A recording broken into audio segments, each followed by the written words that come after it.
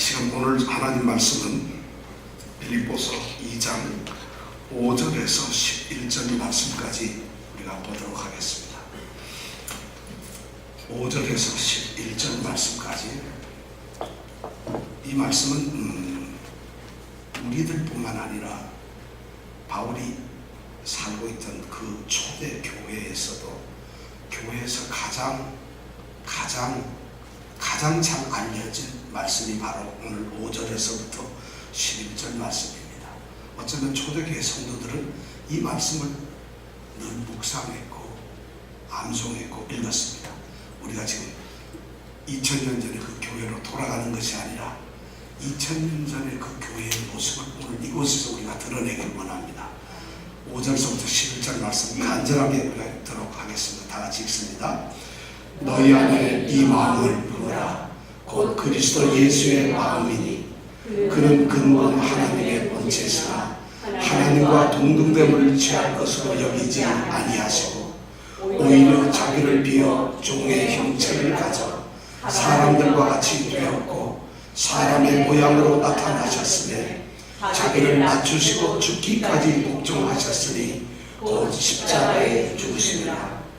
이러므로 하나님이 그를 지극히 높여 모든 이름 위에 뛰어난 이름을 주사 하늘에 있는 자들과 땅에 있는 자들과 땅 아래 있는 자들로 모든 무릎을 예수의 이름에 꿇게 하시고 모든 입으로 예수 그리스도를 주나 시인하여 하나님 아버지께 영광을 돌리게 하셨느니라.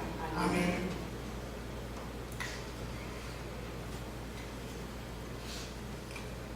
빌립보 교회는 바울 사도에게 가장 큰 기쁨을 주는 교회였습니다.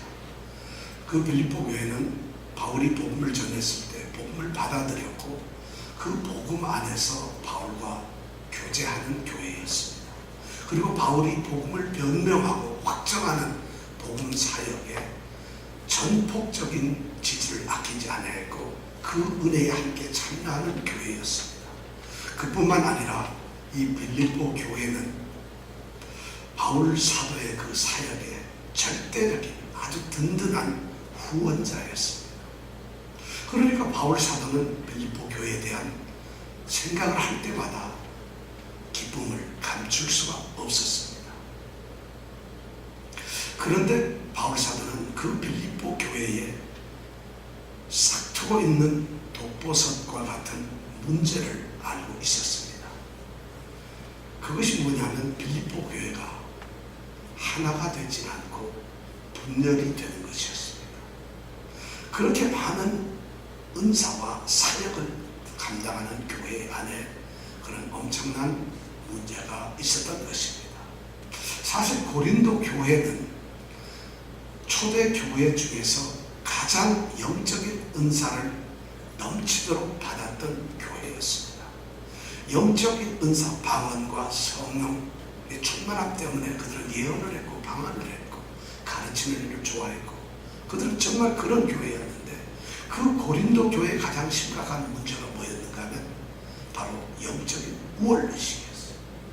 내가 영적 은사를 받았으니까 내가 이런 능력을 소유하고 있으니까 나는 영적으로 특별한 존재라고 하는 좀 우쭐거리는 우월의식이 고린도 교회의 가장 큰 문제였다면 오늘 빌립보 교회의 가장 큰 심각한 문제는 뭐냐면 이렇게 큰 사역을 감당하고 있고 이렇게 하나님의 복음을 위해서 전폭적으로 헌신하는 이 교회 안에 가장 심각한 문제가 바울 사도는 두 가지가 있다고 이야기를 했죠.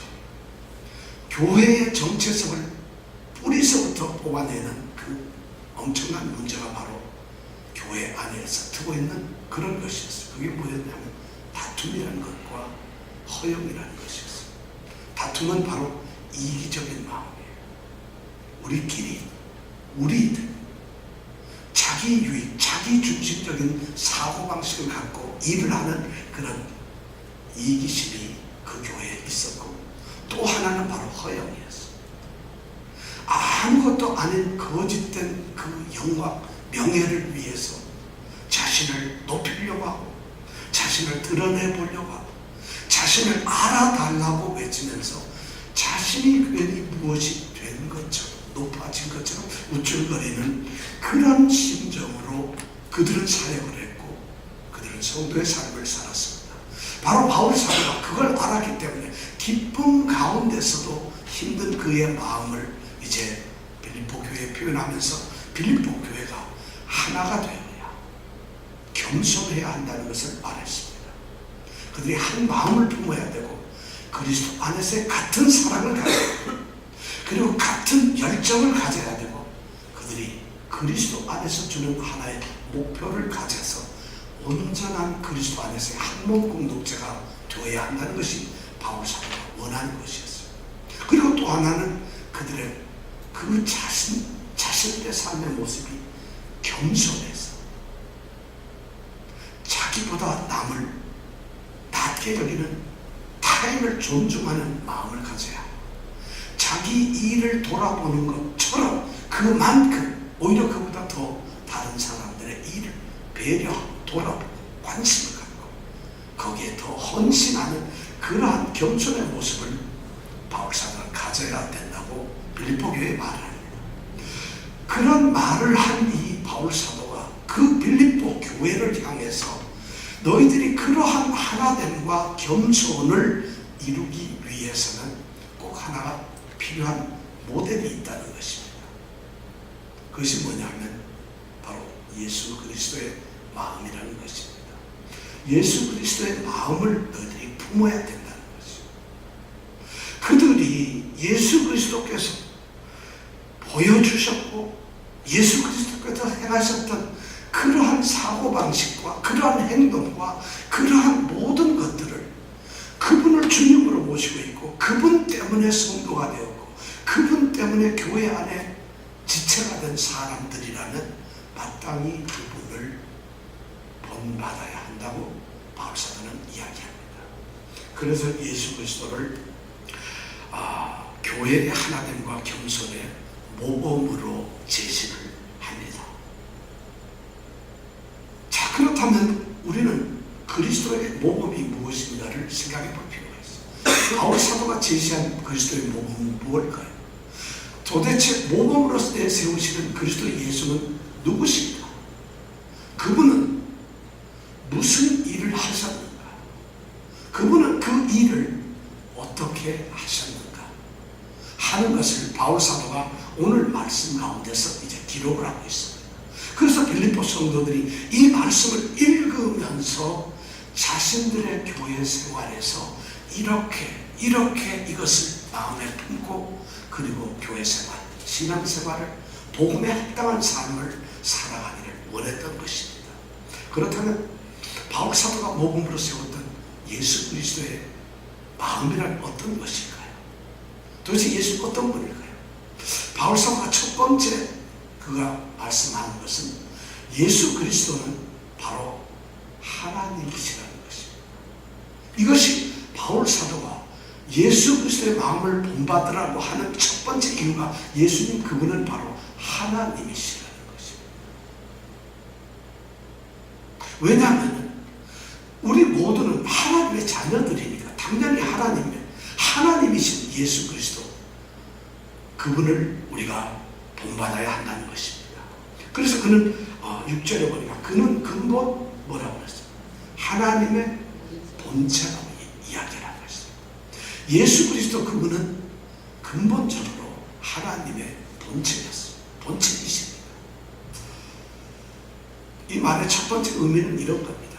주님께서는 이 땅에 오셔서 갑자기 하나님의 아들이 되시거나 하나님이 되신 것이 아니라 창세 이전부터 천지를 창조하실 때도 같이 계셨고 하나님과 함께 하셨던 처음부터 계셨던 바로 하나님이시라는 것이죠.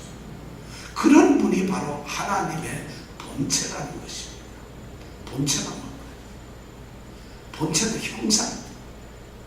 형상이라는 의미로 사용된 모르페라고 하는 이 헬라어인데 이거는 모양이고 형체라는 의미입니다.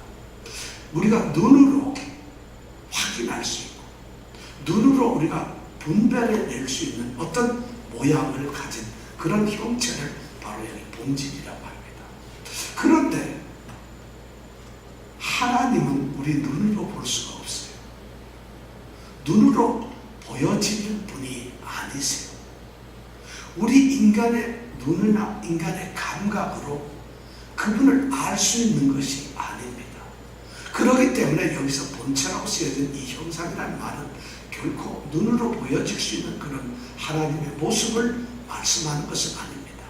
그러니까 예수 그리스도께서 하나님의 본체, 하나님이시라고 이렇게 말을 할 때에 이 본체라는 의미는 하나님의 모양을 가지셨거나 하나님의 모습, 하나님과 같으셨던 그런 형체를 가지셨다, 이런 의미로 사용된 것이 아니라는 것이. 그럼 하나님이신 예수 그리스도는 어떤 분이었는가? 바로 우리가 볼 수는 없지만, 우리가 만질 수는 없지만, 우리가 그것을 갖다가 느낄 수는 없지만 알 수 있는 바로 그 하나님의 형체, 그것이 뭐냐면 하나님께서 가지시고 계신 인간, 하나님으로서의 그 본성, 성품, 하나님의 특성, 이런 것을 바로 여기서 본체라고 하는 것이죠. 그러니까 주님께서는, 예수 그리스도께서는 창세 이전부터 하나님의 그런 본성을 가지셨어요. 하나님이 하실 수 있는 모든 것을 하실 수 있었고, 하나님께만 있는 그 하나님의 특성들을 다 가지고 계셨어요. 어디에나 계실 수 있었고 모든 것을 알 수 있었고, 그분은 사랑이셨고 의였어요. 바로 생명이셨다는 것입니다. 바로 하나님은 그런 하나님의 것입니다. 그런데 그 하나님이신 예수 그리스도는 하나님과 그런 모습을 함께 가지신 것이 아니라 동등하셨다고 이야기합니다. 하나님, 성부 하나님과 이 예수 그리스도는 동등하신 하나님이셨다는 것입니다. 바로 그 하나님이신 예수 그리스도가 우리 빌립보 교회를 향한 성도들, 균열되고 갈라지는 그 교회 성도들을 향해서 바로 이 하나님이신 예수 그리스도가 너희의 모범이 되어야 한다고 말을 하고 있는 것입니다.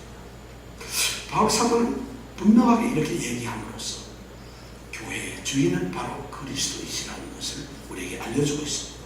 교회는 머리이신 그리스도를 닮아가고 그분을 향해서 나아가는 그런 것이 바로 다툼과 허영을 없애는 유일한 길이라는 것을 우리에게 말해주고 있습니다. 바울 사도는 이렇게 예수 그리스도가 하나님 자신이며 하나님의 본성을 가지셨던 분이라는 것을 선언하고 말한 이후에 그 다음에 그가 이야기하는 것이 뭐냐면, 두 번째로 하나님이신 그 예수 그리스도는 자기 자신을 비우셨다고 이야기를 합니다. 하나님이 자기를 비우셨다는 것입니다. 그 비우셨다는 말씀이 오늘 6절에 이렇게 되었습니다. 하나님과 동등됨을 취할 것으로 여기지 아니하시고 오히려 자기를 비웠다고 말씀을 하십니다. 하나님께 있는 그 특성적인 것, 하나님의 본성적인, 하나님의 능력, 영광, 명예, 하나님의 형상, 그 하나님의 모든 것이 하나님께 있는데 예수 그리스도는 하나님이시기 때문에 하나님과 동등하신 것입니다. 그런데 그 동등한 것, 하나님의 형체이시기 때문에, 하나님의 본질을 그대로 가지고 계시는 분이었기 때문에 자연히 하나님과 동등하신 분이에요.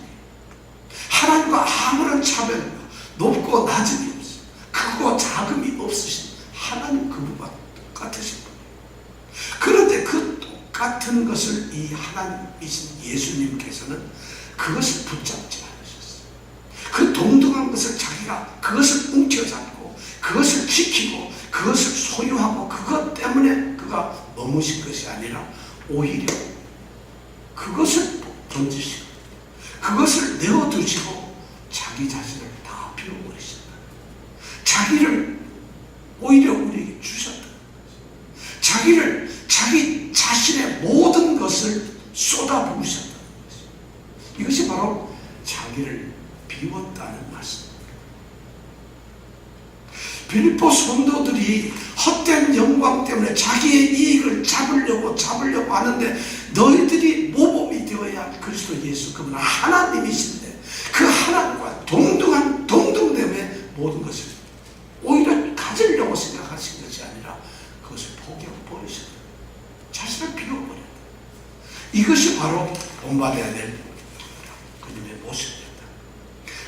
이런 비움이 사실 자신을 비우시는 이 모습이 오늘 말씀을 보면 오히려 자기를 비워 이렇게 말씀하고 계세요. 자기를 비워. 이 말은 억지로 비웠다는 말이 아닙니다. 어쩔 수 없이 할 수가 없습니다. 무기력하게 자기 자신을 비워서 내어주셨다는 말씀입니다. 다시 말씀드리면 하나님이신 그분이 하나님으로서의 권리나 하나님으로서 가져준 어떤 능력을 그걸 고집하는, 그걸 주장하는, 그것을 견지하시는 그런 모습 아니라 스스로 자기 자신이 자발적으로 그것을 오히려 아무것도 아닌 것처럼 생각하시고 자기 자신에 있는 모든 것, 자기 안에 있는 모든 것, 하나님과 동등되는 모든 것을 다 비워버리셨다.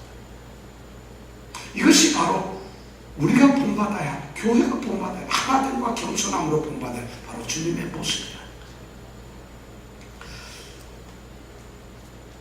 이기적이고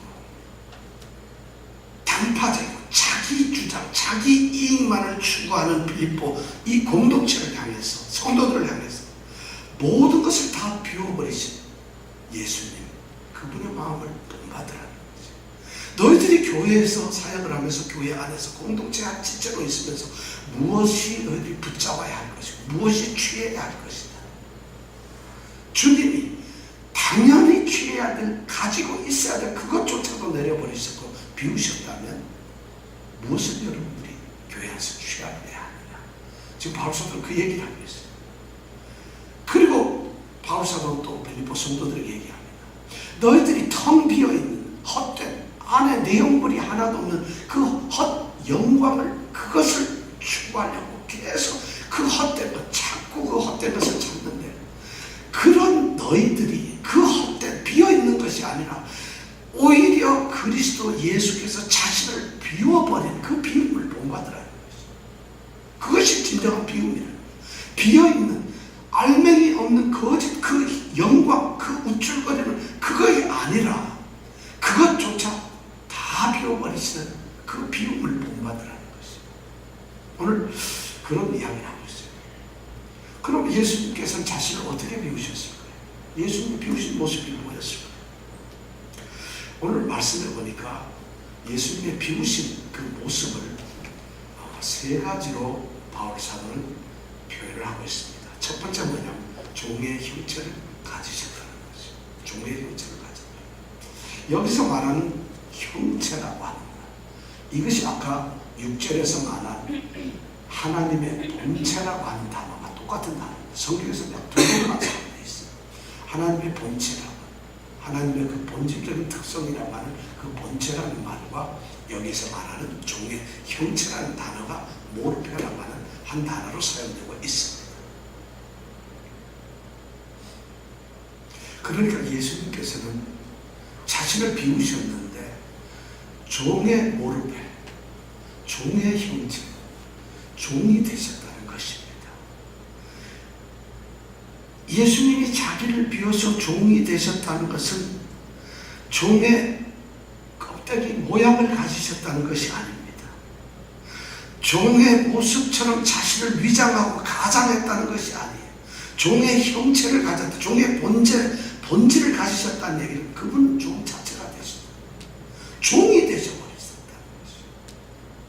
이것이 자신을 비우는, 바울 사도가 지금 이야기하는 것이 예수 그분이 종의 형체를 가졌다는 이 말은 예수님 그분이 종이라는 거예요. 종이라고 생각을 하는 거예요. 종처럼 지내는 게 아니에요. 종이 하는 일을 했다는 것이 아니라 그냥 종이 되었다는 것이죠. 그것이 바로 종의 형체를 가졌다. 그분은 어디 가면 종이었어요. 예수님 그분은 자신이 종이라고 말씀하셨어요.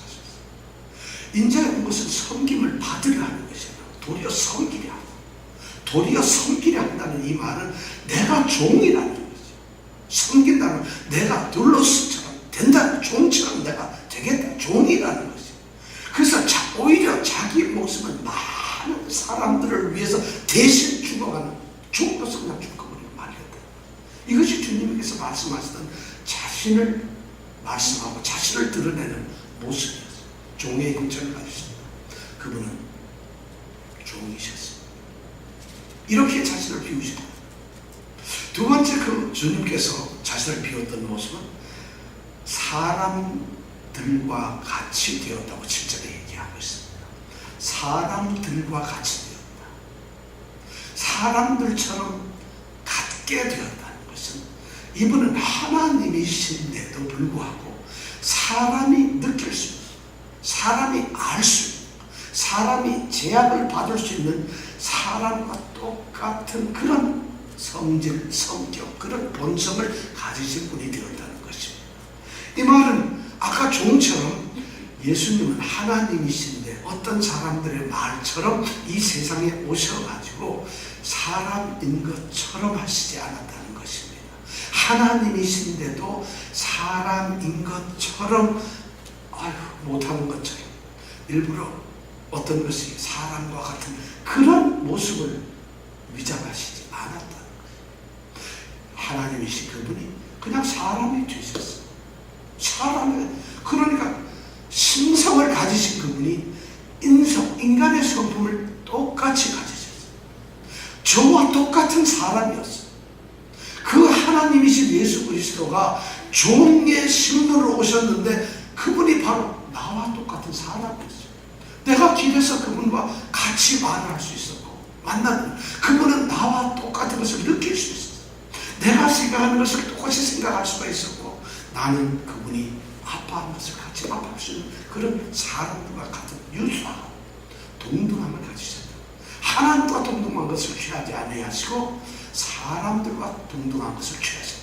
이것이 바로 자신을 비웠다는 두 번째 모습이었어요. 근데 세 번째는 또 말씀을 하나 더 못했습니다. 8절에 보니까 사람의 모양으로 나타나셨다.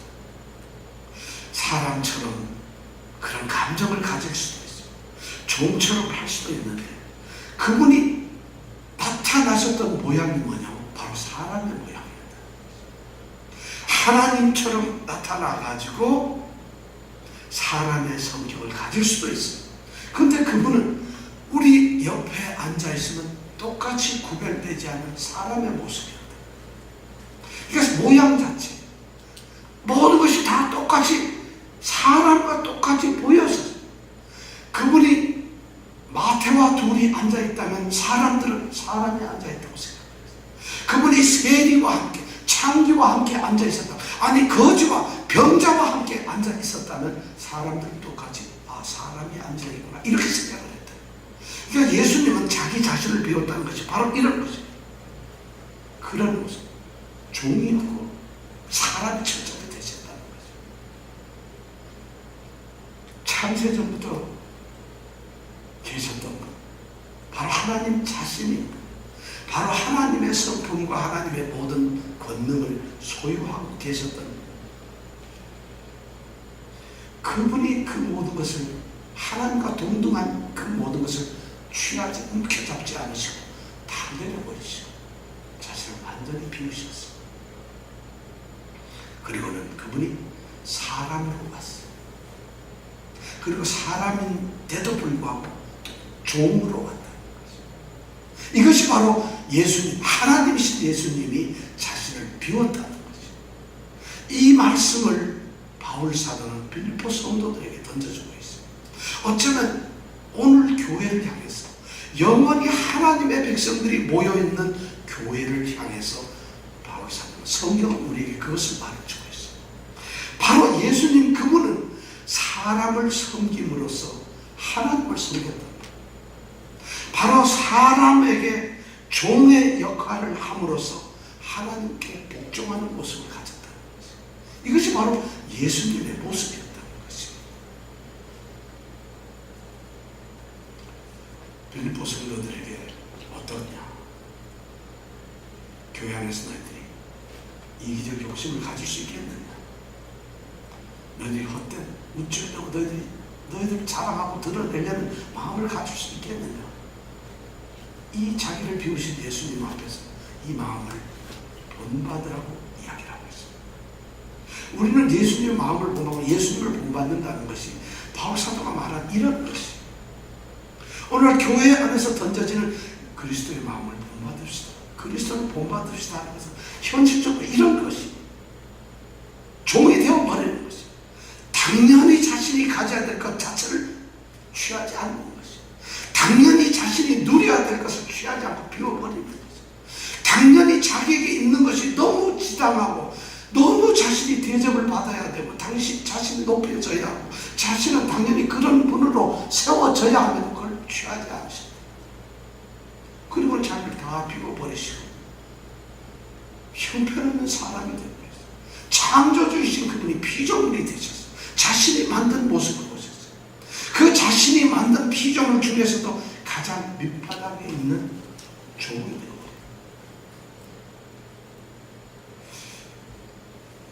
오늘 교회도 오늘 우리도 이런 말씀 앞에 사실 귀를 기울여야 합니다. 바울 사도는 바로 너희 안에 이 마음을 품으라. 너희 안에 주님께서 하셨던 바로 그것, 주님께서 가지셨던 그 마음, 주님께서 가지셨던 그 태도, 바로 그것을 너희들이 가져야 된다고 말씀하고 있습니다.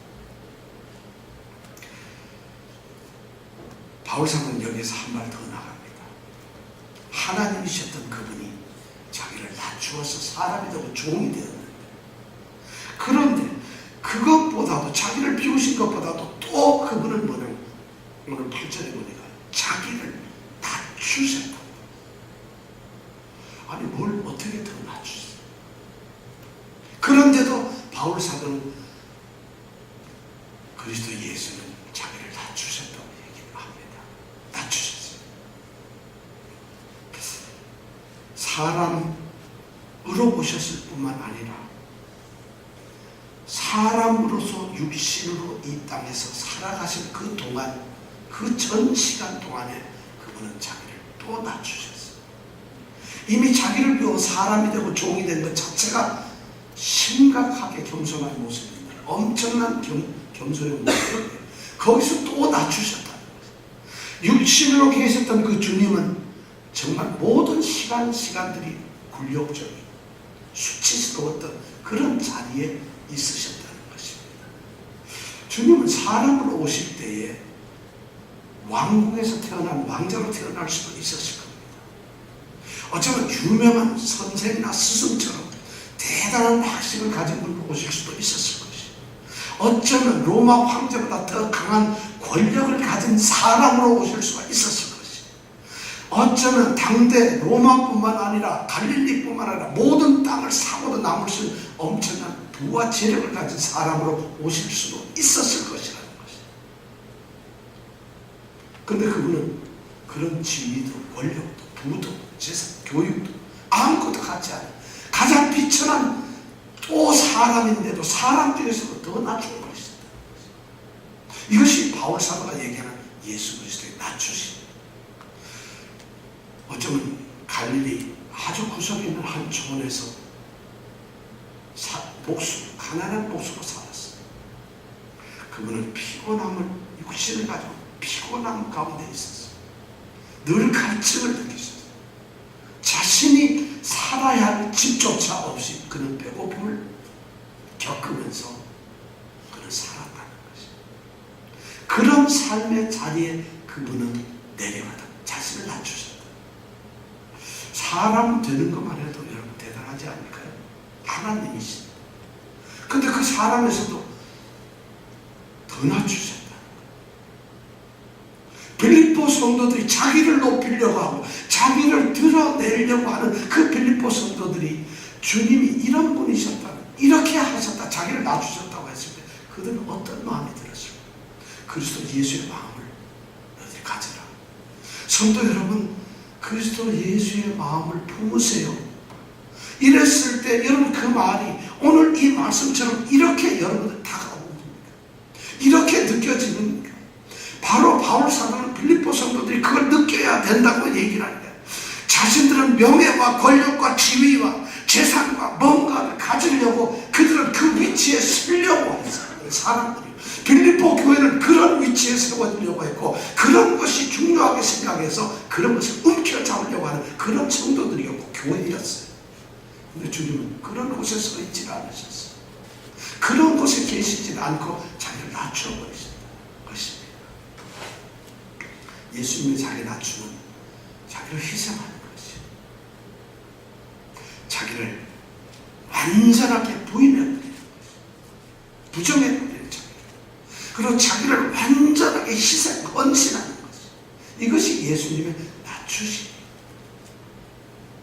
그것이 예수님의 겸손이, 그것이 예수님의 마음이라는 것입니다. 바울사는 거기에서 한 발짝 더 나갑니다. 우리 예수님의 겸손은 그냥 그렇게 비천하고 혐오감 같은 굴욕적이고 수치스러운 삶을 살아간 것뿐만 아니라 그는 죽음에서조차도 수치를 당하셨다는 것이죠. 죽기까지 그는 수치를 당하셨어요. 먹고 사는 것에서 수치를 당하고 자기를 낮춘 것이 아니라 사람의 마지막 모습인 죽음의 자리까지로 자신을 낮춰버렸어요. 그런 것이, 그것이 바로 십자가의 죽음이죠. 십자가는 그 당시 로마 시대의 모든 사람들이 가장 혐오스럽게 생각했던 죽음의 모습입니다. 유대인들이 가장 저주하던, 하나님께 버림받은 사람들의 죽음의 모습이 바로 십자가였습니다. 건전한 시민들, 상식적으로 살아가는 그 당시의 모든 인류가 가장 불쾌하고 혐오스럽고 그렇게 정말 이거는 아니라고 생각하는 그런 모멸감을 주는 죽음의 모습이 바로 십자가였어요. 노예들, 강도들, 범죄자들, 반역자들, 이런 사람들이 처형되는 그 십자가의 죽음을 이 주님께서는 바로 그런 죽음으로 죽으셨다. 자기를 낮추시고 죽기까지 복종하셨으니 곧 십자가에 죽으시리라. 이것이 주님의 겸손이다.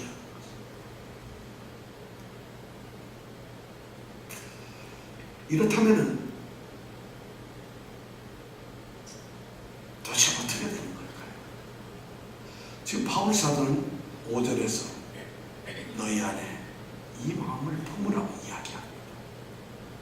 다툼 때문에, 허영 때문에, 그 어쩌면 이익도 되지 않을 그 쥐꼬리보다 더 작은 그런 이익을 쫓아가는 거예요. 금방 썩어지고 금방 무너지고 냄새나고 아무것도 아닌 그 작은 자기 이익을 움켜잡으려는 그 빌립보 성도들, 그러면서 하나님의 사역을 한다고 하나님의 공동체 안에서 하나님의 택한 자녀로 말하는 그들을 향해서 그렇게 얘기를 하고 있어요. 그 안에서 사실 빌립보 교회가 저는 지금 우리 교회보다 컸을 거라고 생각하지는 않아요. 바울이 복음을 전하고 몇 년 안 됐는데다가 그들은 복음이 뭔지 모르고 대놓고 복음을 전할 수도 없어요. 그러니까 빌립보 교회는 몇천 명이 모이고 몇만 명이 모이는 교회가 아니에요. 거기에서 자신이 우쭐거리고 드러내려고 그러고 있다는 것이, 자기가 뭔가 자기가 나타내야 된다고 하는 그런 성도들이 균열되고 갈라지고 편을 하고 있다는 것이죠. 그러면서 하나님의 사역을 하고 있다는 거예요. 하나가 되지 않고 그리스도의 몸을 찢고 있다는 거죠. 그런 빌립보 성도를 향해서 바울 사도는 너희 안에 이 마음을 품으라. 그리스도 예수의 마음이라 이야기를 합니다. 어쩌면 이 말은 교회의 역사 가운데서, 교회의 존재 자체에서 늘 있어왔던 말씀이고 늘 필요한 말씀이고 어쩌면 가장 붙들어야 할 말씀 중에 하나인 것이 틀림없습니다. 바로 그리스도의 마음을 가지라는 것이, 그것을 품으라는, 예수님이 하나님이신데 이런 마음을 가졌다면, 이런 태도를 가지셨다면, 이런 분이시라면은 어떻게 이기적이고 분파적인 그런 것을 할 수 있겠느냐? 어떻게 우쭐거리고 너를 드러내기 위해서 그런 행동을 할 수가 있겠느냐는 것이, 그럴 수 있겠느냐? 우리는 이 말씀이, 사실은 이 말씀 하나하나를 보면 그렇게 와닿지 않을 수가 있어요. 그렇게 간절하지 않을 수가 있어요. 바로 그 예수 그리스도의 마음을 가진 바울 사도, 성경은 우리에게 그것을 던져주고 있어요. 오늘 우리는 바로 이런 마음을 가져야 돼요. 사람들은 말합니다. 자기의 본성과 자기의 성격이 있기 때문에 늘 부정적인 사람은 안 고쳐집니다. 늘 간죽거리는 사람, 저 같은 사람은 안 고쳐져요. 늘 잘난 척하고 좀 뭔가 우쭐거리고 싶은 저 같은 사람은 안 고쳐져요. 우리 이렇게, 왜냐하면 본성, 천성이 바뀌고 변하게 되면 그건 언제냐? 죽을 때밖에 안 된다는 거죠. 그런데 바울 사도는 지금 너희 안에 이 마음을 품으라고 얘기합니다. 안 바꿔지기 때문에 이럴까요? 그렇지 않아요. 왜냐하면 우리 성도들은 누굴까요? 예수님 때문에 예수의 생명을 가진 새로운 사람들이, 옛날 사람들이 아니에요. 과거의 옛사람들이 아니라요. 그렇다면 여러분도 옛사람이 아니고 저가 옛사람이 아니라면 우리가 가져야 될 마음은 바로 예수의 마음. 달라질 수밖에 없어요. 달라져야 하는 것이에요. 그런데 그 달라질 수 있는 유일한 길이 바로 예수 그리스도의 마음을 갖는 것이죠.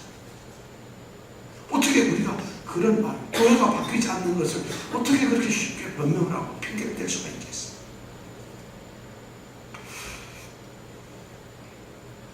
이 분명한 가르침 속에서 우리가 그렇게 되기를 원합니다.